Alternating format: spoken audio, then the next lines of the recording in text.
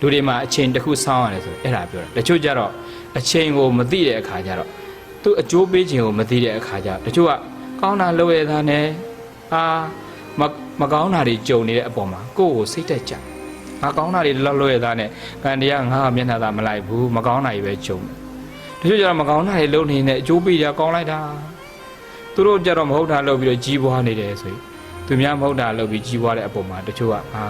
ကံတရားအပေါ်မှာတန်တရားဝင်ကိုလွတ်ရတာနဲ့ကိုကောင်းရတာနဲ့အကျိုးမပေးဘူးအမှန်ကတော့လေကံတရားက favor ပေးတာမဟုတ်ကံတရားကမျက်နှာမလိုက်ထို့တူပဲကံတရားက pressure လည်းမပေးဘူးဖိအားလည်းမပေးဘူးကံတရားကမှန်ကြည့်တယ်လို့မှန်နဲ့ပြုံးပြအမှန်နဲ့ရုပ်ကပြန်ပြုံးပြမှာပဲဟိုယာတို့ရှိတဲ့လူပြုံးပြလဲဒီပုံပဲဂုံရှိတဲ့လူပြုံးပြလဲဒီပုံဘာမှမရှိတဲ့လူပြုံးပြလဲပဲဒီပုံပဲပုံမှာမဲ့ပြလဲပဲဘသူမဲ့ပြမှန်နေမှာဒါပဲပေါ့ကံတရားကလည်းထို့အတူပဲကောင်းတာလုပ်ရင်နော်တရောင်းစားလုပ်လဲပဲအချိန်တိုင်းသူခံစားရ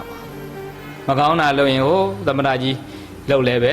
သူကအကျိုးမပေးခြင်းတော့ဟုတ်မှာအကျိုးပေးခြင်းတန်တဲ့အခါကျတော့ဘသူပဲလုပ်လို့သူကအခွင့်တာရင်အခွင့်တာတာနဲ့အဲ့ဒါကောင်းကျိုးမကောင်းကျိုးကိုပဲခံစားရတာအချိန်လေးတစ်ခုစောင့်ကံတရားဆိုတာအချိန်စောင့်ပြီးတော့မှအကျိုးပေးတာအခုတည့်ရပင်ဆိုင်အခုတည့်ရသီးစားလို့မရအခုရေတွင်တူအခုရေတောက်လို့မရသူ့အချိန်လေးတစ်ခုကျုံမှဒါတွေကခံစားရမှာဖြစ်တဲ့အတွက်ကြောင့်ကိုယ်ကံကိုစစ်ပြီးတော့ဘယ်တော့မှကံပေါ်တန်တရားမဝင်ပါနဲ့တန်တရားမဝင်ပါနဲ့ဥပမာတစ်ခုဘုန်းကြီးတို့ဖတ်ဘူးတဲ့ပုံမြင်နေလူ2ယောက်ရှိလူ2ယောက်မှာတစ်ယောက်ကလေနေ့စဉ်ဟိုဘော်ဒီညောင်မင်းကိုသွားပြီးတော့တန်ရှင်းရေးလုပ်တယ်ညောင်မင်းကိုပူဇော်တယ်နောက်တစ်ယောက်ကျတော့စားစရာမရှိတော့တစ်ကိုင်းနေလိုက်ခုတ်တစ်ပင်နေရောင်းရတဲ့လူတစ်ယောက်အဲ့2ယောက်အဲ့တော့ဒီနေ့တော့ညောင်မင်းနေတိုင်းသွားပြီးရှိခိုးပူဇော်နေတန်ရှင်းလုပ်နေတဲ့လူကလေညောင်မင်းတန်ရှင်းလုပ်ညောင်မင်းပူဇော်ရေးနေညောင်ကိုင်းကျိုးကြတော့6တော့တန်ရရတာ6တော့ကျိုးသွားဟိုမှာစားစရာမရှိလို့ထင်းလိုက်ခုတ်တဲ့ကောင်ကနောက်ဆုံးခုတ်စရာမရှိတော့ညောင်မင်းလာခုတ်ရင်းနဲ့ညောင်မင်းခြေရင်းမှာရွှေအိုးသွားတွေ့အဲ့တော့ဟိုမှာညောင်မင်းပူဇော်နေတဲ့လူကညောင်ကိုင်းကျိုးကြတော့6တော့တန်ရရတော့စိတ်ထဲကဒေါ်တွေကန်တာဘုန်းကြီးเจ้าနဲ့မှာဆိုဆရာတော်သွားလျှောက်ရှင်ဘုရား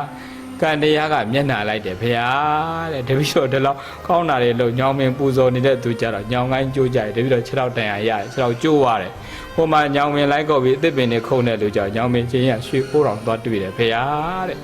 အဲ့ဒါကံတရားမတရားဘူးဘုရားဆရာတော်သွားလျှောက်တော့ဆရာတော်ကပြောပြပြန်ပြီးတော့တကားတော့တဲ့တကယ်တမ်းကျတော့တကားတော့သေရမှာဘုန်းကြီးသွားအာကိုမှာဘုန်းကြီးကအာမပေးတဲ့အပြင်အာတက်စရာပြောလိုက်တကားသေရမှာဟိုကစိတ်တွေကြာအရှင်းပြဘလို့ပြောလိုက်တာဒီလိုဒီလောက်ကောင်းတာရဲ့လုံနေတာဟုတ်တယ်အမှန်